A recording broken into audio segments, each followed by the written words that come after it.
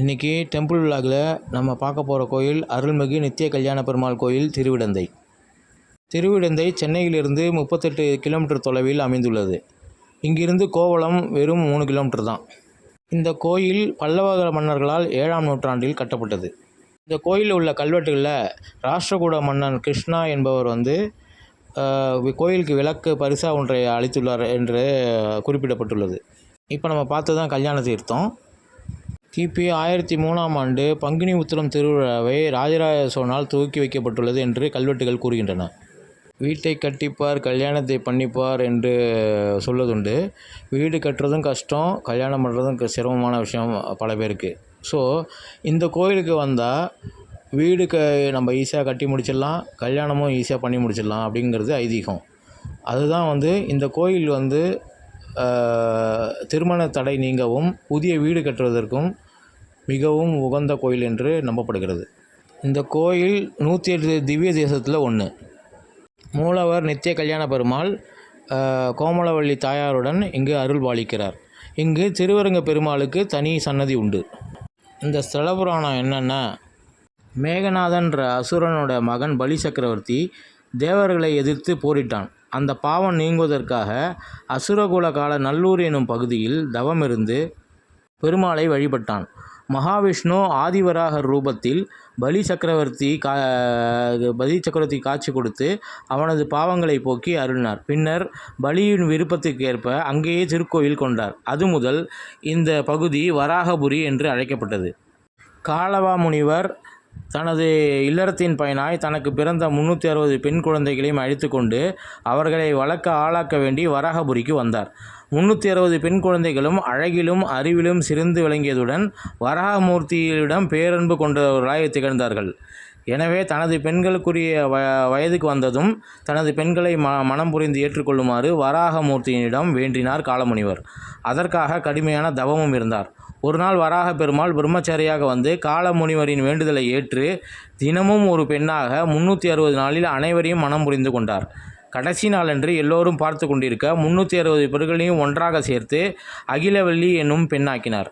பின்னர் அந்த பெண்ணை தனது இடது பக்கத்தில் வைத்து கொண்டு கருவறைக்குள் சென்று ஆதிவராக மூர்த்தியாய் அதுவும் லட்சுமி வராகராய் சேவை சாத்தருளினார்.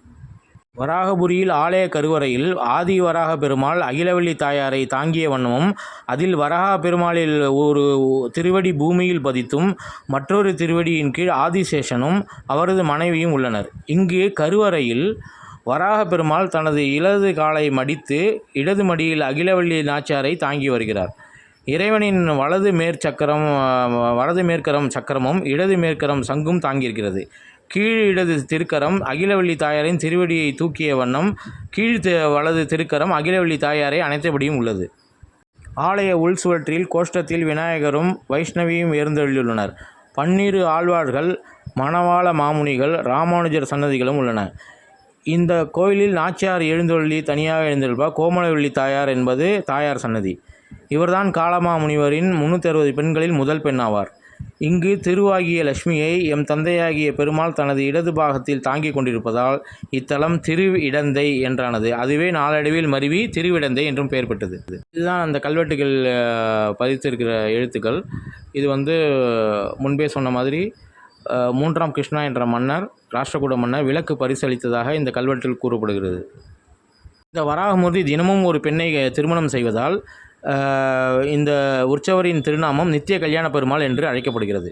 உற்சவரின் தாடையில் தாமாகவே தோன்றிய திஷ்டி பொட்டு உள்ளது. இந்த திஷ்டி பொட்டு கண் திஷ்டி, அதை பார்த்தால் கண் திஷ்டி அகலும் என்று ஒரு ஐதீகம் உள்ளது. இங்கு மூலவர் ஆதிவராகரின் காலடியில் ஆதிசேஷனும் அவரது மனைவியும் இருப்பதால் இத்தலம் சகல நாகதோஷங்களும் பிற கிரக தோஷங்களும் நிவர்த்தி அளிக்கும் என்று நம்பப்படுகிறது. இது தவிர காரியத்தடை, திருமணத்தடை, வீடு வாங்குவதற்கான தடை, எல்லா தடைகளையும் உடைத்தெறியும் திருத்தலமாகவும் இந்த ஆலயம் விளங்குகிறது. பல்லவ மன்னன் இந்த தலத்தினுடைய மேன்மையை அறிந்து தினமும் ஒரு பெண்ணுக்கு இங்கு திருமணம் செய்து வைத்தான். ஒரு நாள் ஒரு பெண்ணுக்கு வெகு நேரமாகியும் மணமகன் அமையவில்லை. காத்திருந்து மனம் நொந்து போனான். வராகரை வேண்டி அழுதான். அப்போது பேரழகு பொருந்திய மணமகன் பெண்ணை பணந்து கொண்டு, மன்னா எம்மை பார் என்று கூறி வராகராக திருக்காட்சி தந்து கருவறைக்குள் சென்று மறைந்தார். பின்னர் அம்மன்னன் ஆலய திருப்பணிகள் செய்தானாம்.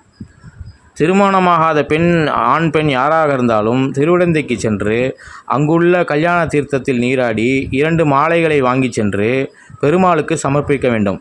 பின்னர் அவற்றுள் ஒரு மாலையை பெற்று 9 முறை ஆலயம் வலம் வந்து கொடிமரத்தில் விழுந்து வணங்க வேண்டும். பின்னர் வீட்டிற்கு அம்மாலையுடன் வந்து தினமும் பூஜை அறையில் வைத்து வழிபட்டு வர வேண்டும். இப்படி செய்வதால் அவர்களுக்கு வெகு விரைவில் திருமணம் கூடி வரும். திருமணம் ஆன பிறகு தம்பதியர்கள் தங்கள் துணைகளுடன் மீண்டும் இங்கு வந்து பெருமாளுக்கு மாலை சமர்ப்பித்து ஆலயத்தினை 3 முறை வலம் வந்து வணங்கி செல்ல வேண்டும். வீட்டினில் வைத்து வழிபட்டு வந்த மாலையினை துணைகளுடன் இங்கு வரும்போது எடுத்து வந்து ஆலய ஸ்தல விருஷமான புன்னை மரத்தடியில் சமர்ப்பிக்க வேண்டும். இந்த கோயிலானது இந்து சமய அறநிலையத்துறையின் கீழ் வருகிறது. இந்த கோயில் டைமிங்ஸ் பார்த்திங்கன்னா காலம்பர 6 மணிலிருந்து மதியம் 12 மணி வரைக்கும், மதியம் 3 மணியிலிருந்து ராத்திரி 8 மணி வரைக்கும். ஸ்தல விருஷம் புன்னை மரம். இந்த கோயிலில் வைகுண்ட ஏகாதசி வெகு விமர்சையாக கொண்டாடப்படுகிறது. இந்த கோயிலுக்கு சென்று வர திருவான்மையிலிருந்து பஸ் வசதி உண்டு. மாமல்லபுரம் ஈசிஆர் ரோடு வழியாக செல்லுகின்ற அனைத்து பஸ்களும் இந்த திருத்தலத்தில் நின்று செல்கின்றன. இது மகாபலிபுரத்திலிருந்து 16 கிலோமீட்டர் தொலைவில் உள்ளது. இங்கு புதுச்சேரி வழியாகவும் இந்த கோயிலுக்கு வரலாம். புதுச்சேரியிலிருந்து திருவான்மையூருக்கு செல்லுகின்ற பஸ்கள் திருவிடந்தை வழியாகவே செல்லும். இந்த கோமலவல்லி தாயார் பார்த்திங்கன்னா முதல் சித்திய கல்யாண பெருமாள் திருமணம் செய்த முதல் பெண் ஆவார். இவர் 360 பெண்களையும் ஒரே பெண்ணாக்கி கடைசியில் கோமலவல்லி தாயாராக மாற்றியிருக்கிறார். இந்த கோயில் பல்லவ மன்னர்களின் சிற்பக்கலைக்கு இது ஒரு எடுத்துக்காட்டு. கோயிலின் முன்புறம் 16 தூண்கள் கொண்ட சிற்ப மண்டபம் வழியாக கருவறையை அணுகிறது. தூண்களில் பல்வேறு புனைவுகளை குறிக்கும் சிற்பங்கள் அமைந்திருக்கின்றன. அவற்றில் ஒன்று பிரதான தெய்வத்தின் உருவத்தின் பிரதியை சுமந்து செல்கிறது. கோவிலுக்கு 2 தட்டையான நுழைவாயில் கோபுரங்கள் வழியாக 2 பிரகாரங்கள் உள்ளன. கோயிலில் உள்ள அனைத்து சன்னதிகளும் கிரானைட் சுவர்களுக்குள் அடைக்கப்பட்டுள்ளது. கோயில் வெளிப்பிரகாரத்தில் பார்த்திங்கன்னா இது ஆண்டாள் சன்னதி. இதை தாண்டி அப்படியே நேராக நடந்து போனோம்னா ரங்கநாதர் சன்னதி இருக்கும். அதுக்கு பக்கத்துலேயே ரங்கநாயகி சன்னதியும் இருக்கும். ஸோ திருவரங்கத்து பெருமானை நம்ம திருவிடந்தையில் இங்கேயே நம்ம தரிசிக்கலாம். இந்த ரங்கநாதரை நம்ம தரிசித்தால் மற்ற கிரக தோஷங்கள் நீங்கும் என்பது ஐதீகம். கோயில் வெளியில் வந்தீங்கன்னா புத்தக ஸ்டாலும் பிரசாத ஸ்டாலும் இருக்குது.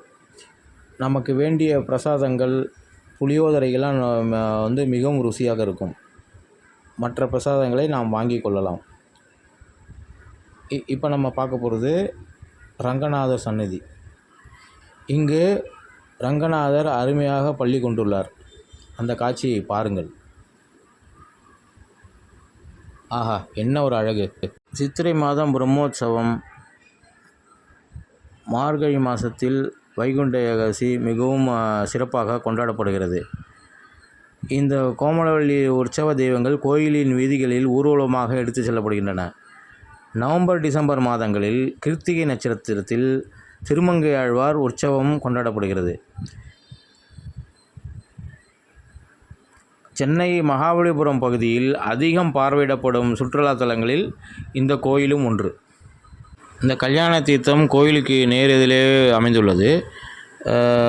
வராக புஷ்கரணி கோயிலின் வடக்கு சுற்றுச்சுவருக்கு அருகிலும், ரங்கநாத தீர்த்தம் கோயிலுக்கு வடகிழக்காகவும் அமைந்துள்ளது. பொதுவாக சிவன் கோயில்களுடன் தொடர்புடைய புன்னை மரம் இந்த கோயிலுடன் தொடர்புடையது மிகவும் புனிதமான மரமாகும். இங்கே பாருங்கள், இந்த கோயில் எவ்வளோ அழகாக சுத்தமாக பராமரிச்சிருக்காங்கன்னு. இது கோயிலுடைய வெளிப்பிரகாரம். இங்கே குழாயெலாம் இருக்குது. இது கோயிலுடைய கொடிமரம். பொதுவாகவே இந்தமாரி ஒரு மண்டபங்கள்லாம் பல்லவர்களுடைய கட்டடக்கலைக்கு மிகச்சிறந்த எடுத்துக்காட்டு. இங்கே கல்லால் ஆன கொடிமரமும் இருக்குது. இதுதான் பிரசாத ஸ்டாலு. நாங்கள் புளியோதரை வாங்கி சாப்பிட்டோம்.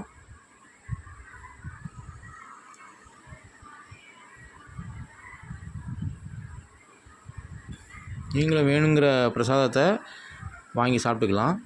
வீட்டுக்கும் எடுத்துகிட்டு போகலாம். நம்ம கோயிலுடைய வெளிப்பகுதிக்கு வந்துட்டோம்.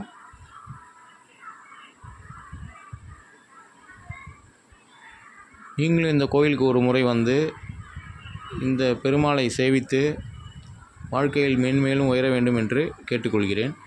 இந்த மண்டபம்லாம் வந்து பல்லவர்களுடைய மிகச்சிறந்த எடுத்துக்காட்டு. அடுத்து நம்ம அனுமனுடைய கோயிலுக்கு போகிறோம். இதுதான் ஆஞ்சநேயர் கோயில். இந்த கோயில் வழியாக அப்படியே நேராக நடந்து போனால் திருவிடந்தை பஸ் ஸ்டாப் வரும்.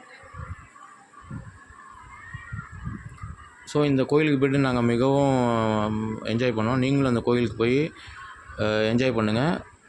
உங்களுக்கு இந்த வீடியோ பிடிச்சிருந்தால் லைக் பண்ணுங்கள், ஷேர் பண்ணுங்கள், மறக்காமல் சப்ஸ்கிரைப் பண்ணுங்கள் ஃப்ரெண்ட்ஸ். பாய். அடுத்த வீடியோவில் மீட் பண்ணலாம்.